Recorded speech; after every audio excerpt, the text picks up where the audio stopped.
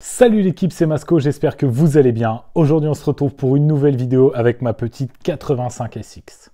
Et en fait cette vidéo, on aurait dû la commencer dans la forêt, en testant cette petite bécane, parce que comme vous le savez, on l'a redémarré ensemble la dernière fois, on l'a acheté ensemble la dernière fois, on l'a fait démarrer, il n'y avait pas de problème, sauf qu'en préparant cette vidéo, j'avais pas mis de liquide de refroidissement, donc je me dis, je vais faire le plein des radiateurs, je commence à remplir, 1 litre, ça passe. 2 litres, je me dis, il y en a autant que ça là-dedans? Du coup, moi, je continue à verser. 3 litres. Et là, je me dis, c'est pas possible, il y a vraiment un problème. Je regarde sous la bécane, pas de liquide de refroidissement. Je me dis, où il va le truc en fait?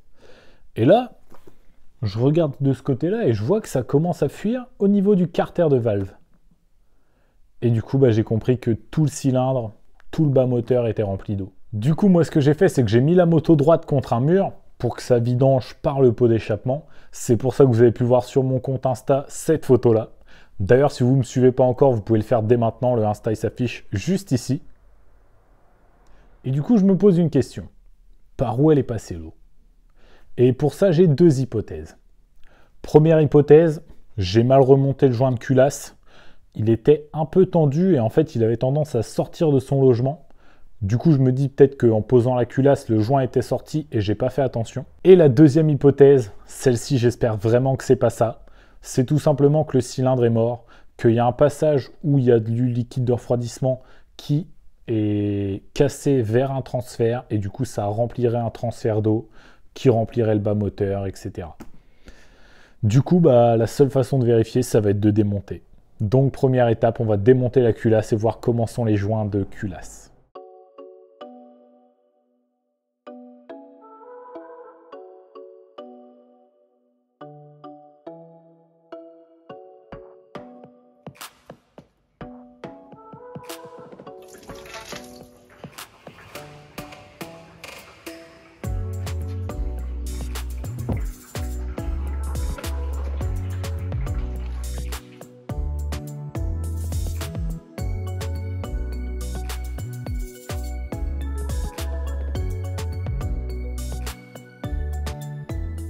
Du coup, voilà l'équipe, toutes les vis de culasse sont démontées, c'est le moment du verdict. On va savoir si c'est moi qui ai mal monté les joints de culasse ou si malheureusement le problème vient d'autre part.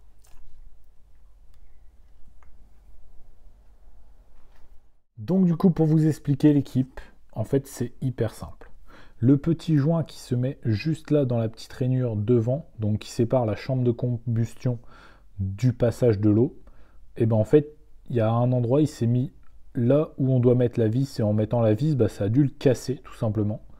Et du coup, il était cassé à ce niveau-là, et c'est pour ça que toute l'eau est passée dans le moteur. Donc normalement, j'ai juste à remettre un petit joint là, remettre à propre ici, parce qu'en fait, le joint était assez serré.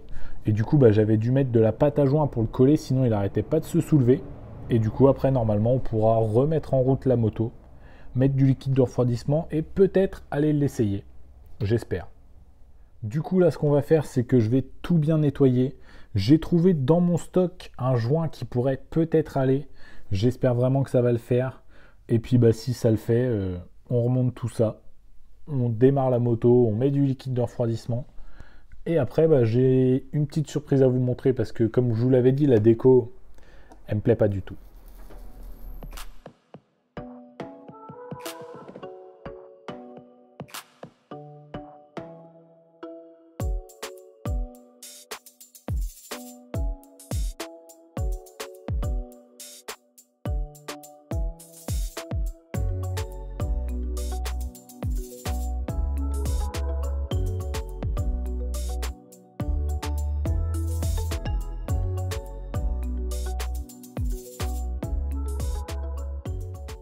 Du coup, voilà l'équipe, la culasse est remontée avec le nouveau joint et normalement, il ne devrait plus y avoir de problème. Mais pour le savoir, on va tout de suite refaire le plein de liquide de refroidissement et voir s'il y en a qui rentrent dans le cylindre.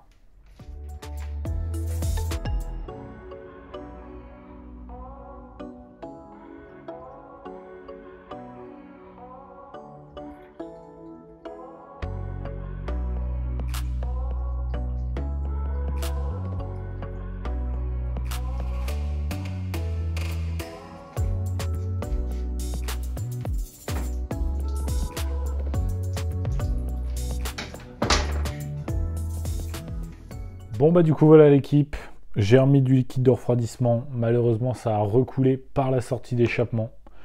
Du coup je me suis motivé, j'ai tout redémonté et le verdict il est là.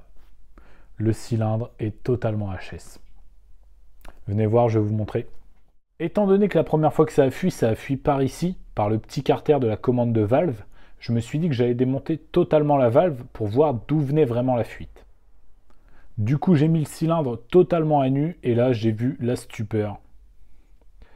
Je ne sais pas si vous le verrez bien, mais juste là-bas au fond, là, et ben en fait, on voit que comme c'est ce filetage-là qui avait été foiré, l'ancien proprio, il a dû percer pour pouvoir retarauder et il a percé trop loin. Ouais, regardez, là, on le voit vraiment bien. On voit vraiment que ça a été percé trop loin et du coup, bah, en fait, le liquide de refroidissement, il est là, il passe là, il descend ici et puis bah, après, il se retrouve dans le cylindre par là ou dans le carter de valve par ici. Donc, cylindre HS, j'ai trop le seum. Bon bah du coup l'équipe, cette vidéo n'est pas terminée, mais on va se retrouver dans quelques temps. Il faut que je réfléchisse à ce que je fais, soit je change totalement ce cylindre, ou alors je le fais réparer. Mais par qui? Pour combien de temps ça va tenir? Il y a plein de questions dans ma tête qui se posent là, il faut que je réfléchisse un peu à tout ça. Du coup, bah, la KTM, je vais la mettre de côté. Et puis, bah, vous, dans quelques secondes, vous verrez ce que j'ai fait du cylindre. Bon, bah, du coup, l'équipe, en attendant de savoir quelle solution je choisis pour le cylindre de la KTM, on va attaquer la rénovation esthétique et on va déjà changer la housse de selle. En vrai, celle-ci, elle n'est pas abîmée ni rien, mais je trouve qu'elle fait vraiment trop cheap. Elle fait vraiment trop housse de selle AliExpress, Amazon, qui a été vue et revue. Et puis en plus, si on regarde bien nos centres, elle est très mal posée. Du coup, je suis reparti sur une petite housse de selle d'Ala Valley. Une housse de selle type origine de chez KTM en fait. Hop. Je pense que ça fera tout de suite plus beau et surtout beaucoup plus moderne.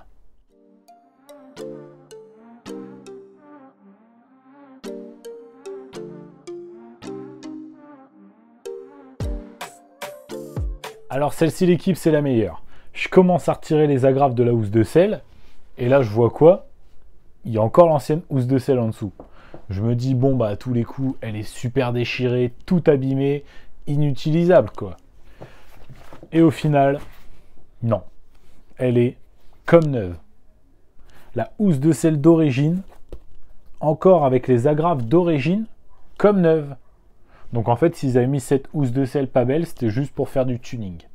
Du coup, bah moi, ce que je vais faire, c'est que je vais laisser cette housse de selle là, en attendant de poser le kit déco sur la moto, parce que oui, va y avoir un kit déco. Et je verrai ensuite, une fois la déco posée, si je préfère avec la selle noire ou la selle d'Ala Valley qui est un petit peu bleue. Sans vous mentir l'équipe, ça fait au moins 2 mois que le début de cette vidéo a été tourné. Entre la galère avec le cylindre, le temps que je trouve une solution et tout, ça a pris trop de temps au final et même moi des fois je voyais cette bécane dans l'atelier et je me disais c'est quoi cette moto déjà? Mais au final après je me disais ah oui, le petit SX, faut que je m'en occupe. Du coup le cylindre, ça y est, il est de retour. Le système de valve, il fonctionne. Mais c'est vraiment la dernière chance. En fait, j'ai été voir un soudeur pour savoir si c'était possible de ressouder donc le petit bout qui était percé. Il m'a dit que franchement ça allait être une grosse galère. Du coup, bah, on a mis de la résine époxy, comme quand on fait un trou dans un carter, quand on fait une prépa en fait. Et ensuite, bah, on a préparé pour le passage de la valve, parce qu'on en avait mis vraiment beaucoup. Et du coup, bah, là, le cylindre, la valve, elle bouge correctement, le cylindre est rebouché. Donc, on va remonter le cylindre et puis voir si le liquide de refroidissement va toujours dans le moteur, dans la chambre de combustion. En vrai, j'espère pas, parce que sinon, j'ai un cylindre à racheter. Et ce serait vraiment une mauvaise nouvelle juste après Noël, là, comme ça.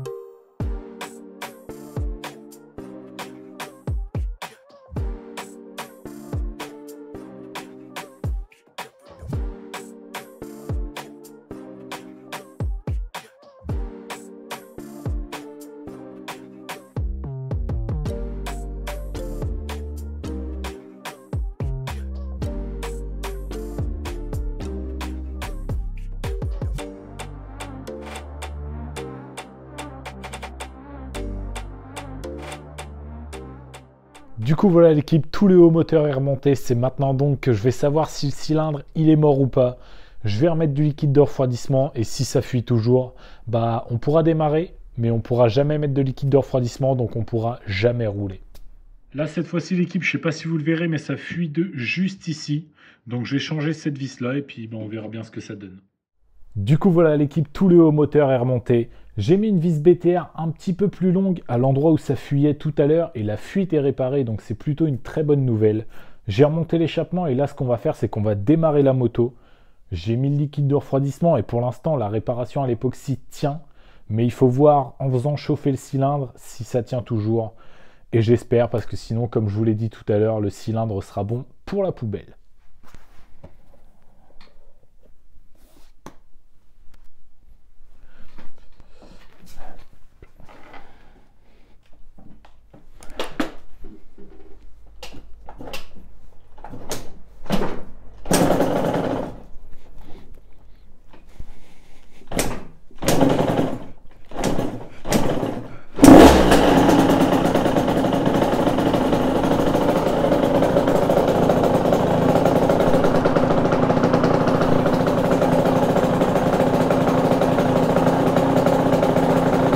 Pour l'instant, tout a l'air de bien se passer.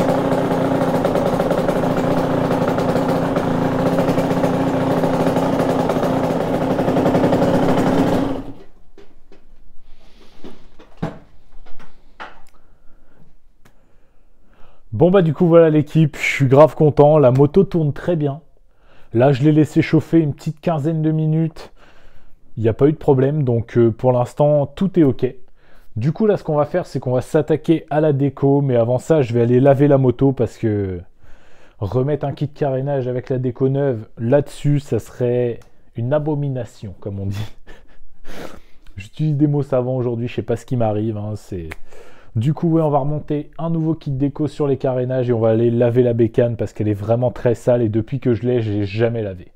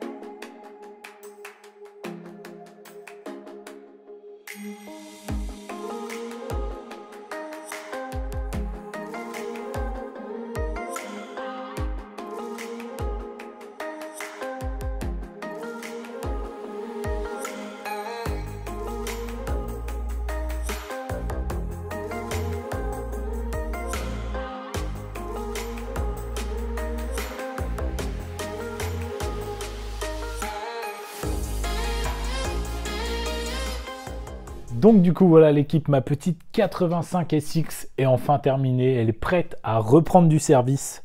Et en vrai je suis plutôt content parce qu'elle m'a pas coûté trop cher.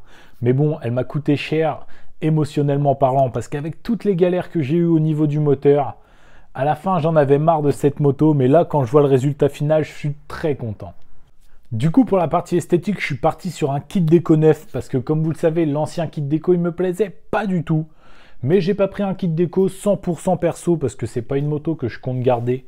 Une fois l'essai terminé, parce qu'il y aura une vidéo où je fais un essai, je pense que je vais la vendre parce qu'elle est en très bon état. Et bah, un 85, j'en ai déjà un, mon petit KX. Et puis bah, c'est bien d'avoir plusieurs motos, mais bon, à force, je peux pas toutes les garder malheureusement. Du coup, je suis parti sur un kit déco standard. J'ai cherché un kit déco pas trop cher et plutôt pas mal. Donc c'est un kit déco 3 As Racing. Et franchement, je trouve qu'il fait vraiment le taf. Il est vraiment pas mal. Je suis parti aussi sur de la déco de fourche. Donc 2 petits stickers WP qui font pour moi vraiment le taf aussi. Et comme ça, la moto, elle paraît beaucoup plus moderne. Et je la trouve plus sympa comme ça. Donc du coup voilà l'équipe, on va déjà malheureusement s'arrêter là pour cette vidéo. La remise en état de la KTM est terminée et du coup la prochaine vidéo avec cette moto ce sera un essai. Comme d'habitude, si la vidéo vous a plu, n'hésitez pas à mettre votre plus beau pouce bleu. N'hésitez pas à me dire dans les commentaires ce que vous pensez de la moto. Moi je trouve qu'avec ce kit déco là, elle est plutôt pas mal. Et si vous n'êtes pas encore abonné, c'est le moment de le faire. Et n'oubliez pas d'activer la cloche pour avoir une notif dès que je sors une nouvelle vidéo. Moi je vous dis à la semaine prochaine, c'était Masco, salut!